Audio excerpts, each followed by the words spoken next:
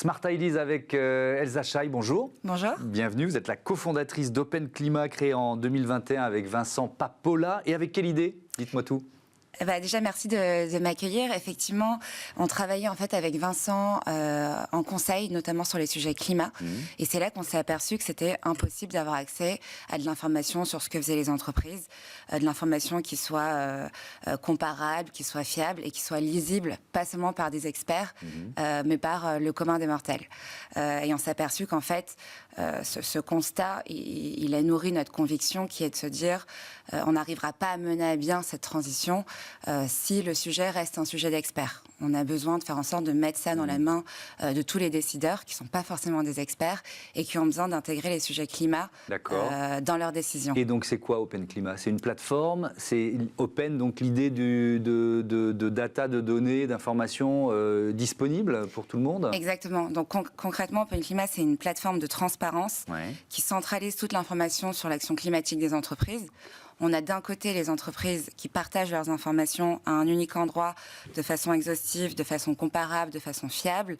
Nous, on a un rôle au milieu de fiabiliser cette information, de l'harmoniser. Et de l'autre côté, on a toutes les parties prenantes qui peuvent consulter cette information, l'utiliser et intégrer ça dans leur choix. L'idée, c'est vraiment de se dire comment je facilite ce partage d'informations pour permettre davantage de collaboration et d'action. C'est quoi le modèle économique d'Open Climat? Ce sont les entreprises qui payent pour vous fournir les informations? Ça peut sembler un peu contre-intuitif. C'est quoi l'idée? Exactement, c'est les entreprises qui adhèrent à Open Climat pour mettre leurs informations, faire en sorte que nous, on a ce rôle de fiabilisation. Et derrière, nous, on crée tous les ponts pour que cette information arrive dans les mains de ceux qui la consultent vraiment. En fait, aujourd'hui, les entreprises agissent beaucoup, elles mettent beaucoup de choses en place, mais en fait, ce dernier kilomètre qui est de le faire savoir, il ne fonctionne pas. Et ça répond à une demande de transparence qui est généralisée, donc c'est aussi ce qu'elles recherchent. Exactement. En fait, aujourd'hui, toutes les parties prenantes leur demandent des informations. Et si on s'arrête, si on mobilise pas son écosystème, on n'arrive pas à avoir un impact systémique. Je prends un exemple concret. Je suis une entreprise qui produit des biscuits. J'ai beau créer le meilleur produit bas carbone, j'ai investi énormément là-dedans. Si derrière, mes distributeurs le savent pas et le poussent pas en magasin, mon impact va être très, très limité. Ouais. Vous avez dévoilé au mois de septembre votre premier rapport sur les engagements climatiques des entreprises en matière d'émissions liées aux forêts, terres et agriculture. Qu'est-ce qu'il en ressort, l'idée principale de cette étude? En fait, on a sorti une étude justement sur ces engagements qui vont plus loin maintenant que seulement les émissions, mais qui vont devoir détourer tout ce qui est lié aux forêts, sols, agriculture.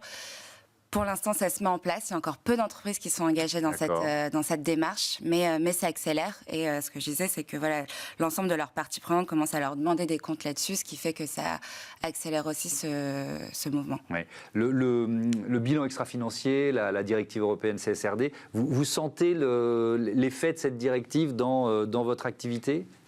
C'est sûr que là, la réglementation s'en mêle et accélère les choses. Ça cadre le discours, ça fait qu'on a accès à davantage de données. Les entreprises se structurent, sont en train de mettre ça en place.